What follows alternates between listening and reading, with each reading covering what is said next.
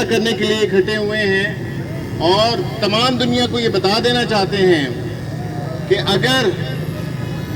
अगर इंडिया को उसके जुल्म और सितम से ना रोका गया तो इंशाअल्लाह हम खुद कश्मीर पहुंच जाएंगे। आपको पता है आज हमारे प्राइम मिनिस्टर इमरान खान साहब मुजफ्फराबाद जा रहे हैं। आप में से कौन कौन जाने के लिए तैयार हैं? हाथ खड़ा करें, हाथ खड़ा करें।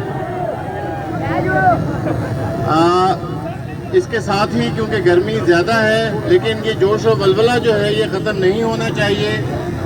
आप लोग मेरे साथ नारा लगाएंगे, पाकिस्तान जिंदाबाद और कश्मीर बनेगा पाकिस्तान। पाकिस्तान पाकिस्तान पाकिस्तान कश्मीर बनेगा, कश्मीर बनेगा, कश्मीर बनेगा। Thank you very much.